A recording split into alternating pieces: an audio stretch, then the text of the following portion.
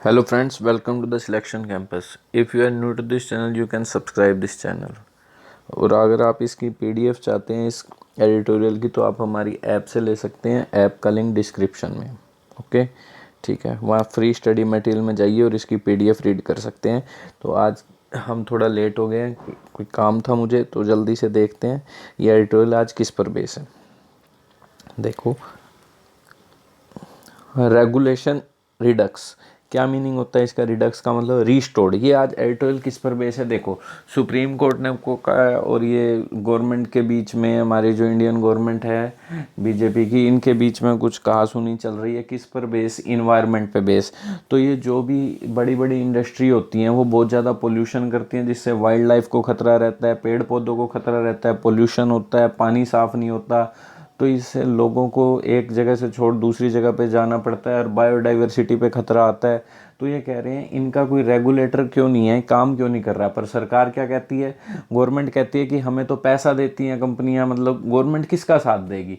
अब वो थोड़ी देर के लिए इन्वायरमेंट पे काम करेगी या फिर इन कंपनी की ग्रोथ पे ध्यान देगी? वो तो कहेगी कंपनी की ग्रोथ हमारे लिए पहले प्रायोरिटी है, जिससे थोड़ी एम्प्लॉयमेंट भी कम होएगी। इन्वायरमेंट तो दिखता ही नहीं है कि ख़राब हो रहा है या नहीं हो रहा, और आगे जाके आएंगे इसके तो इफ़ेक्ट क्लाइमेट चेंज के, या जो भी है।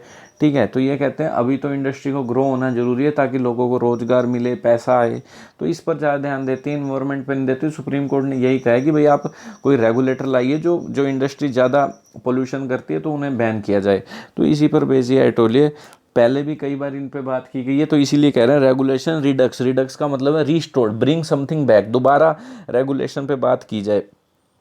किस पर बेस है? Ettore on supreme court query. Supreme Court ने जो भी ये क्वेरी रखी है, अपने क्वेश्चंस रखे हैं on an environment watch dog. Watch dog कौन होता है? ऐसी कोई भी ऑर्गेनाइजेशन जो रेगुलेट करती है किसी भी चीज़ को। ठीक है, बैंकों पे कौन रेगुलेट करता है? वॉच डॉग एक तरह से आरबीआई की कह सकते हैं हम। ठीक है, और जो सिक्योरिटी वगैरह, मनी मार्केट होते हैं, उनके लिए सेबी वगैरह, ये जो भी इंस्टीट्यूशन है ये निगरानी रखते हैं, तो उन्हें कहते हैं वॉच डॉग। तो ये इन्वायरमेंट का कौन है वॉच डॉग? तो इस पर ये सुप्रीम कोर्ट ने क्वेरी रखी है।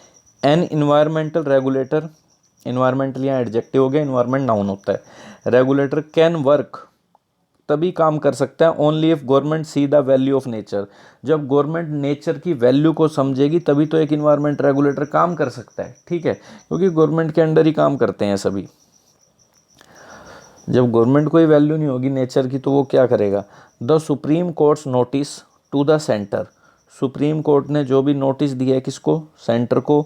किस पर? On a public interest plea. एक पब्लिक इंटरेस्ट की याचिका आई है सुप्रीम कोर्ट के पास। पब्लिक इंटरेस्ट मतलब जो पब्लिक के इंटरेस्ट में, हम लोगों के इंटरेस्ट में जो भी सुप्रीम कोर्ट में याचिका दायर की जाती है कि भाई ये देखो आप, ये इंडस्ट्री पोल्यूशन कर रही है, तो ये पब्लिक इंटरेस्ट की आ गई। ठीक है, गवर्नमेंट का इसमें वो नहीं है, इसमें पब्लिक का फ़ायदा है। तो किसी इंडिविजुअल ने याचिका, जैसे हम कोई भी देश को सुधारने के लिए या कुछ गलत हो रहा हो तो उसके लिए सुप्रीम कोर्ट में अर्जी डाल देते हैं कि ये ठीक करो, तो इसे कहते हैं पब्लिक के इंटरेस्ट में काम करना। Plea to set up a national environmental regulator under the Environmental Protection Act 1986। तो कह रहे हैं सुप्रीम कोर्ट का जो नोटिस है जो सेंटर को दिया उन्हें पब्लिक इंटरेस्ट प्ली, जो भी उनके पास एक याचिका आई थी टू सेटअप एक नेशनल इन्वायरमेंट रेगुलेटर को सेट करने की, किस एक्ट के अकॉर्डिंग? 1986 environment protection act. ये आपका एक जीके का क्वेश्चन हो गया। इन्वायरमेंटल प्रोटेक्शन एक्ट कब का है? 1986 का है। रिवाइव्स, रिवाइव्स का मीनिंग क्या होता है? रिवाइव्स का मतलब होता है आपने फिर से किसी चीज़ को जिंदगी दे दी। ठीक है, या हेल्थ वाइज या किसी वाइज। रिवाइव्स मतलब रिवाइटल नहीं होती, रिवाइटल की गोली से ये रूट वर्ड बना हुआ है। फिर से आपने एक इशू को फिर से जिंदा कर दिया, इस मुद्दे को। That successive governments have preferred, जितनी भी गवर्नमेंट्स आई हैं जो क्या कह रहे हैं, एक ऐसे इशू को जिंदा कर दिया इस याचिका ने, जिस डेट, कैसे इशू को? डेट सक्सेसिव गवर्नमेंट्स, एक के बाद एक गवर्नमेंट जो भी आई हैं उन्होंने क्या प्रेफर किया है? इग्नोर किया है हमेशा, इस इशू को हमेशा इग्नोर किया है। इन स्पाइट ऑफ, किसके बावजूद? In spite of specific order passed by the same court more than 9 years अगो। तो कह रहे हैं किसके बावजूद? कॉन्ट्राडिक्शन के लिए in spite of preposition use होती है। तो कह रहे हैं ये सेम ऑर्डर पहले भी 9 साल पहले same court, same supreme court के द्वारा पहले भी पास किए गए थे, तब भी इग्नोर किया गया था। 9 साल पहले की बात है। ठीक है, there is no consensus, consensus का मतलब एक एग्रीमेंट, सहमति, on what a new regulator can achieve. ठीक है, तो ये कह रहे हैं ऐसी कोई भी सहमति नहीं बन पाई है कि एक नया रेगुलेटर जो है किस बात अचीव कर पाएगा, सक्सीड कर पाएगा, किसी भी चीज़ को ख़त्म करने में, फिनिश करने में, हम कुछ सक्सेसफुल होते हैं उसे अचीव कहते हैं। न्यू रेगुलेटर क्या कर सकता है, सिंस कोई भी सहमति क्यों नहीं बन पाई है, क्योंकि सिंस का मतलब यहाँ है because official policy privileges ease of doing business. Privileges क्या होता है, प्रिविलेजेस का मतलब कोई भी आप किसी को एडवांटेज दे रहे हो, इंपॉर्टेंस दे रहे हो, तो वो किसको इंपॉर्टेंस देती है ऑफिशियल पॉलिसी, तो ईज ऑफ डूइंग बिजनेस को। ईज ऑफ डूइंग बिजनेस मतलब कि आप फालतू रेड टेपिज्म नहीं हो रहा, फालतू कागजी कार्रवाई नहीं हो रही, हमारे यहाँ पे आओ, इन्वेस्ट करो और क्लियरेंस लो और अपना बिजनेस करो। इसे कहते हैं ईज ऑफ डूइंग बिजनेस, आसानी होना बिजनेस, इसी को देती हैं। नहीं तो गवर्नमेंट को कहते हैं इतनी कागजी कार्रवाई होती है, यहाँ तो लेकर ही नहीं आते हैं कंपनी। तो ये तो क्या कहते हैं, ऑफिशियल पॉलिसी तो इसी को इंपॉर्टेंस देती है, इन्वायरमेंट की तो बात ये ज़्यादा सुनती नहीं है।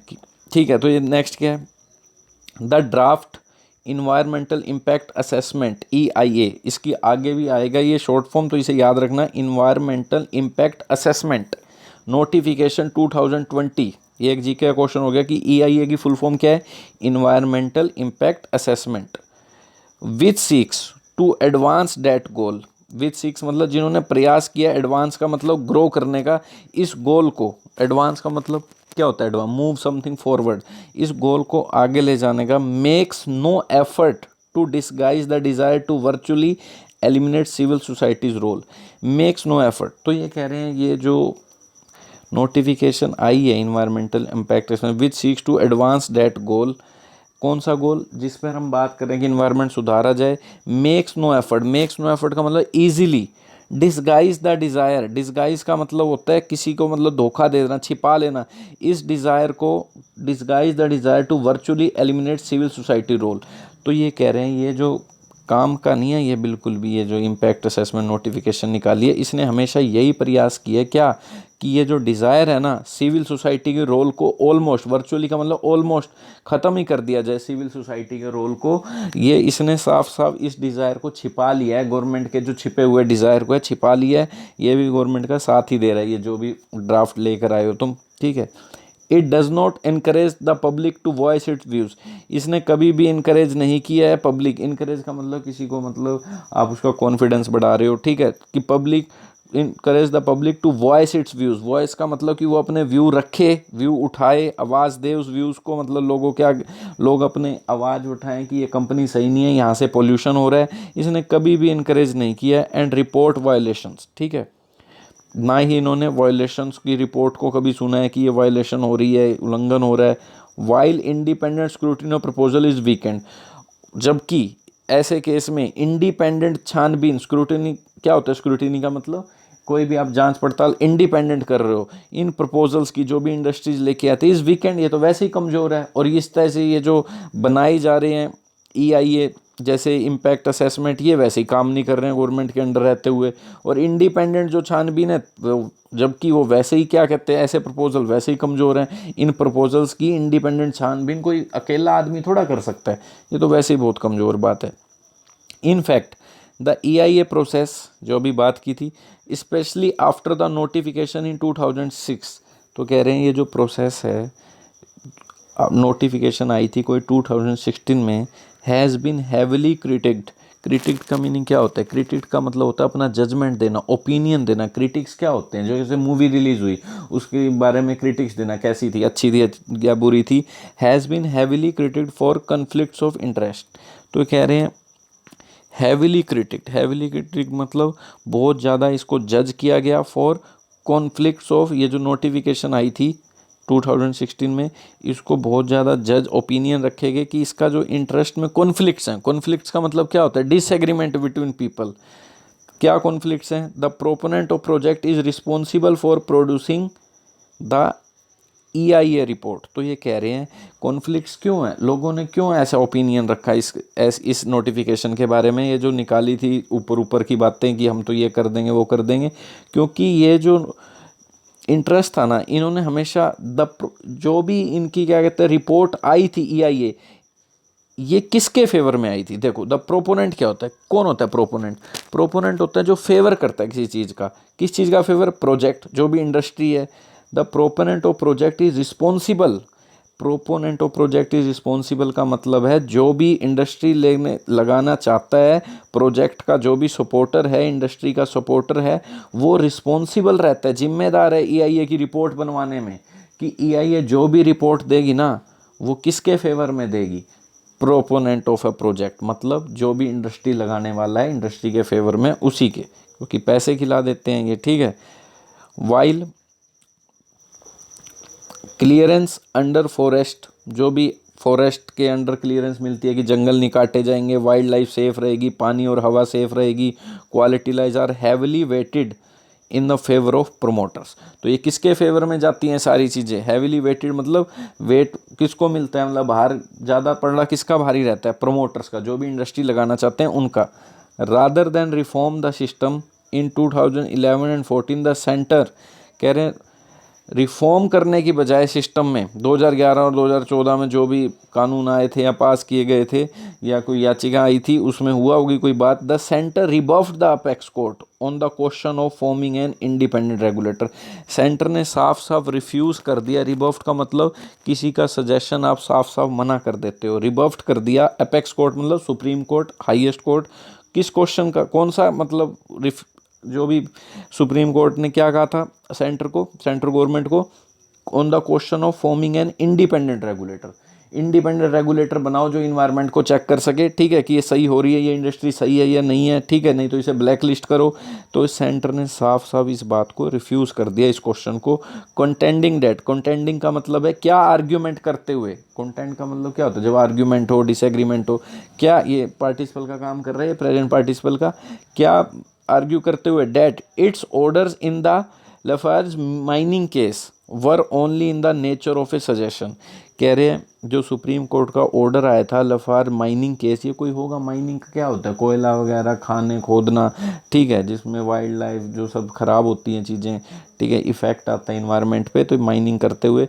तो कह रहे हैं जो भी माइनिंग केस में जो भी ऑर्डर दिया था सुप्रीम कोर्ट ने, उन्होंने सिर्फ, सेंटर ने क्या कहा, एक सजेशन की तरह माना, ऑर्डर नहीं माना कि सुप्रीम कोर्ट ऑर्डर दे रहा है, एक सजेशन की तरह माना। एंड लेटर, और बाद में सीक टाइम, शॉर्ट टाइम या सीक टाइम का मतलब क्या होता है, किसी चीज़ के लिए टाइम लेना, बट डिसाइड किया नॉट टू एक्ट, कि इसके ऊपर हम कोई एक्ट नहीं किएंगे, लास्ट में यही डिसाइड हुआ। द करंट PIL, क्या होता है PIL, PIL की full form public interest litigation, litigation का मतलब कोई भी मामला कोर्ट में ले जाना, ठीक है।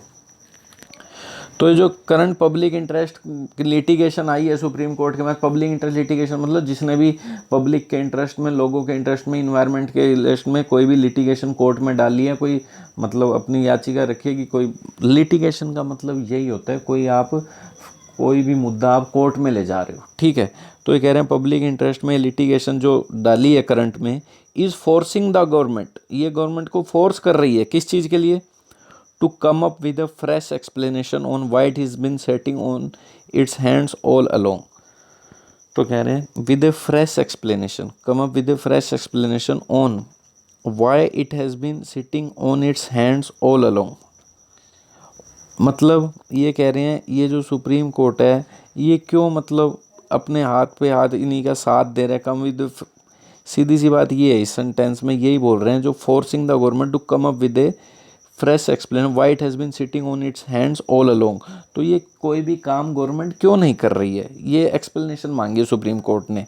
Gate for a national regulator to work, कह रहे हैं गेट का मतलब के बावजूद भी होता है, अभी तक भी होता है, यहाँ के डिस्पाइट मीनिंग आ रहा है यहाँ पर, कि नेशनल रेगुलेटर को तो काम करना ही है, पर गवर्नमेंट को भी must recognise the limits to extractive growth, government को भी रिकॉग्नाइज, पहचाननी होगी, लिमिट रखनी होगी टू एक्सट्रैक्टिव ग्रोथ की, इतनी भी ग्रोथ, एक्सट्रैक्टिव मतलब कौन सी होती है एक्सट्रैक्टिव इंडस्ट्री, जो एक्सट्रैक्शन का काम करती हैं, जो तेल निकालना ज़मीन में से, एक्सट्रैक्शन का काम करती हैं, ठीक है।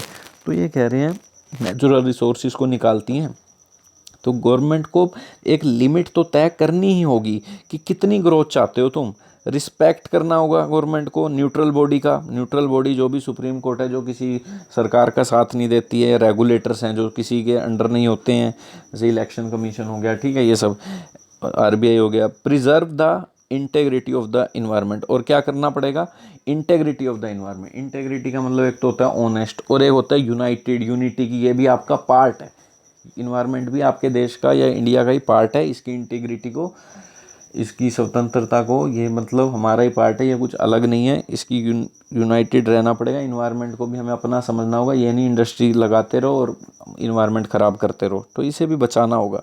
एक की issue raised by the PIL, जो ये पब्लिक इंटरेस्ट की लिटिगेशन है, इन्हें क्या मुद्दा उठाया, is the lack of credibility of the EIA process, कि बिल्कुल भी विश्वास नहीं किया जा सकता EIA की प्रोसेस पर, leading to report that are often produced with the help of dubious expertise.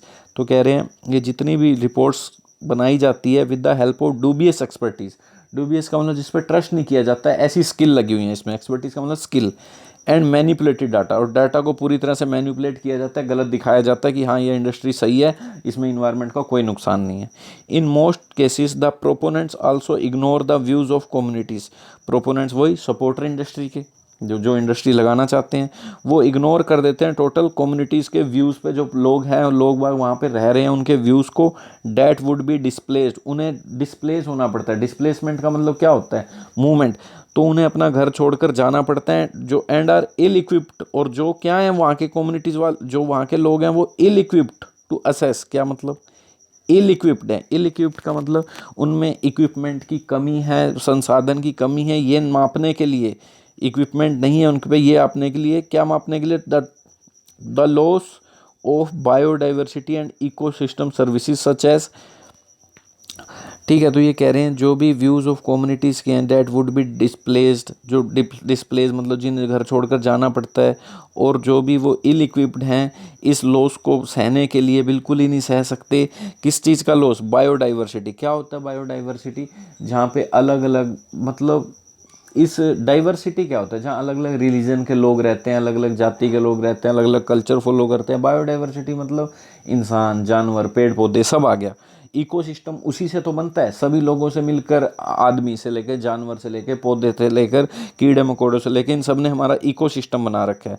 तो कह रहे हैं इसका जो लॉस है इसके लिए ये बिल्कुल ही इल इक्विप्ड है, इतने इनके पास संसाधन नहीं है कि इसे सह सकें। क्या क्या आ गया इसमें बता भी रहे हैं, कौन कौन सी ecosystem service, such as clean air, water and farm productivity, ये सब खराब हो जाती है, ठीक है। The centre and states must acknowledge the conflict, तो कह रहे हैं सेंटर और स्टेट को मानना पड़ेगा, इस चीज़ को जानना पड़ेगा, द कन्फ्लिक्ट अराइजिंग, जो भी ये विवाद पैदा हो रहा है, किससे, from pressure on scarce land, किस चीज़ से विवाद पैदा हो रहा है, जो भी ये प्रेशर आ रहा है, किस चीज़ से प्रेशर आ रहा है, स्कार्स लैंड, प्रेशर ऑन, किस चीज़ पे प्रेशर है, ये जो भी प्रेशर, स्कार्स लैंड क्या होता है, स्कारसिटी क्या होता है, किसी चीज़ की कमी, जो अच्छी लैंड है उसकी कमी है, and ecosystem from polluting projects, तो कह रहे हैं जो भी प्रेशर आ रहा है स्कार्स लैंड पर और इकोसिस्टम को जो बचाना है, जो कन्फ्लिक्ट अराइज हो रहा है पोल्यूटिंग प्रोजेक्ट से, ठीक है, ऐसे प्रोजेक्ट जो पोल्यूशन फैला रहे हैं, ये भी पार्टिसिपल हो गया, ठीक है।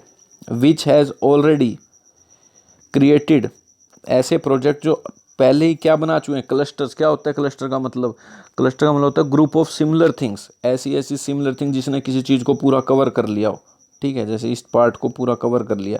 तो कह रहे हैं ये जो क्लस्टर्स है इंडिया इंडस्ट्रीज का, ये देखो इंडस्ट्रीज होगी ये, ठीक है, इंडस्ट्रियल लोकेशंस, क्लस्टर मतलब पूरा एक जैसी चीज़ों का पूरा group, of industrial location that are doing badly, तो ये सिंपल इतनी सी बात कह रहे हैं इस लाइन में, ठीक है। इन प्रोजेक्ट्स ने which has already, in project ने पहले ही इंडस्ट्री लोकेशन का एक क्लस्टर सा बना लिया है, और जो कि that are doing badly on the CPCBs, क्या होता है CPCB का मतलब, CPCB एक और क्या कहते हैं, सेंट्रल पोल्यूशन कंट्रोल बोर्ड को बोलते हैं, इसकी ये शॉर्ट फॉर्म बस, ठीक है, कॉम्प्रीहेंसिव इन्वायरमेंट पोल्यूशन इंडेक्स, जो भी CPCB, क्या फुल फॉर्म है इसकी, सेंट्रल पोल्यूशन कंट्रोल बोर्ड का जो भी उनका कॉम्प्रीहेंसिव इन्वायरमेंटल पोल्यूशन इंडेक्स है, जिसमें कॉम्प्रीहेंसिव का मतलब जिसमें सब चीज़ें इंक्लूड है, विस्तृत, ठीक है, जो भी इनका इंडेक्स है उसके साथ बहुत ज़्यादा बुरा कर रही है ये इंडस्ट्री, कि इन्होंने जो भी मापदंड बना रखे हैं कि आप इतना पोल्यूशन कर सकते हो, इतना नहीं कर सकते हो, ठीक है।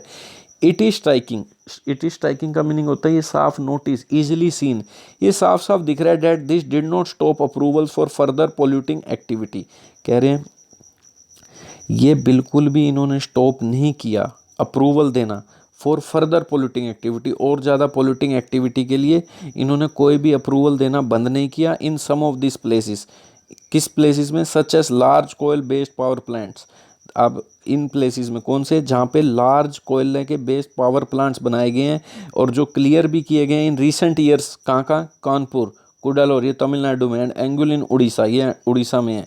ठीक है, यहाँ पे देखो कई प्रोजेक्ट्स क्लियर कर दिए, इससे साफ दिख रहा है, इट इज स्ट्राइकिंग, इससे साफ नोटिस हो रहा है ये अप्रूवल देना इन्होंने बंद नहीं किया। व्हाट शुड कंसर्न, जो भी चीज़ कंसर्न, चिंता होनी चाहिए सेंटर को, इज़ द लैगर्डली पेस। लैगर्डली का मतलब बहुत ही धीरे धीरे मूवमेंट हो रही है, बहुत ही स्पीड धीरे है, किसमें, eight which multiple department process projects proposals. जो भी डिपार्टमेंट की प्रोसेस है उसमें बहुत ही काम धीरे धीरे हो रहा है। ठीक है, जिससे ट्रांजैक्शन की कॉस्ट भी बढ़ रही है। ट्रांजैक्शन का मतलब बार बार लोग आ रहे हैं, ऑफिस के चक्कर काट रहे हैं, और इससे कॉस्ट बढ़ती है हर चीज़ की, प्रोजेक्ट्स की। ट्रांजैक्शन कॉस्ट का मतलब इतना ही है, प्रोजेक्ट अगर लंबे लंबे तक रुकेगा तो वैसे भी कॉस्ट बढ़ जाएगी। ठीक है, तो कह रहे हैं व्हाट शुड कंसर्न, सबसे पहले तो सेंटर को इस चीज़ में, ये जो डिपार्टमेंट की प्रोसेस की डिपार्टमेंट प्रोसेस होती है, जो भी प्रोजेक्ट होते हैं, इनमें तेज़ी लानी होगी। जो भी डिपार्टमेंट में हो रहा है कि देरी से फाइल नहीं आगे बढ़ रही है, तो ये कह रहे हैं what should concern the centre is the laggardly pace at which multiple department process projects proposal raising transaction cost. Transaction cost इतनी होती है, अगर किसी को इंडस्ट्री लगानी है और वो ऑफिस के चक्कर काट रहा है 2 साल, तो उसकी इंडस्ट्री का किराया, किसी चीज़ का किराया तो लगेगा ही, उसका ज़मीन उसने पहले ही खरीद लिया, ट्रांजैक्शन कॉस्ट बहुत आ जाती है। इससे रिजल्टिंग क्या होता है, resulting in the clamour to dispense with regulation. इससे क्लेमर का मतलब आप कोई चीज़ चिल्ला चिल्ला के डिमांड कर रहे हो, डिस्पेंस का मतलब छुटकारा पाना, किसी चीज़ से छुटकारा पाना चाहते हो, किससे, रेगुलेशन से। तो इससे यही रिजल्ट आएगा। अगर डिपार्टमेंट की प्रोसेस ही इतनी लेट होएगी और ट्रांजैक्शन कॉस्ट ज़्यादा लगेगी किसी इंडस्ट्री की, तो वो यही चिल्लाएंगे कि हमें तो वैसे इस तरह की रेगुलेशन से छुटकारा दो, और फिर इन्वायरमेंट से रिलेटेड प्रॉब्लम्स होंगी। The remedies line administrative reform, तो ये सारा उपचार तो एडमिनिस्ट्रेटिव रिफॉर्म में ही पड़ा है। एडमिनिस्ट्रेटिव रिफॉर्म मतलब जो भी एडमिनिस्ट्रेशन के लोग हैं, आपके जो डिपार्टमेंट है, देखते हैं ये सब, उनमें रिफॉर्म लाए जाएँ, चेंजेस लाए जाएँ।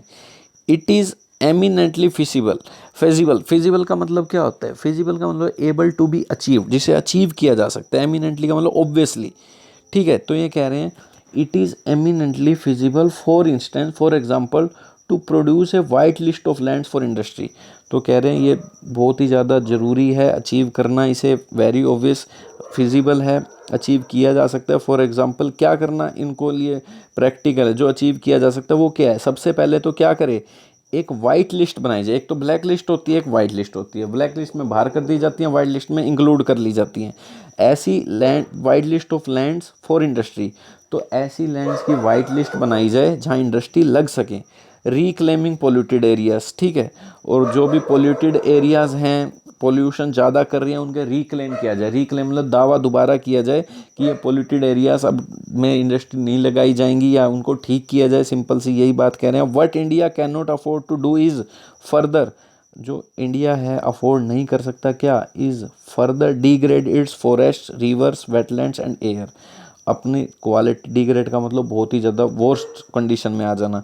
जो इंडिया कैन नॉट अफोर्ड क्या नहीं कर सकता, दोबारा अपने फॉरेस्ट को, रिवर को, वेटलैंड्स को और हवा को की क्वालिटी को नहीं गिरा सकता। वॉज हेल्थ इज़ वाइटल, जिसकी हेल्थ जो है बहुत ज़्यादा इंपॉर्टेंट है फॉर इट्स लार्ज पॉपुलेशन। अगर नदियाँ नहीं होंगी, हवा नहीं होंगी, तो हमारे देश की पॉपुलेशन भी ग्रो नहीं कर सकेगी, अच्छे से नहीं रह सकेगी। ठीक है, तो हमने जल्दी जल्दी किया क्योंकि टाइम हमारे पास कम था, लेट थे हम। ठीक है, ओके, लास्ट, थैंक यू।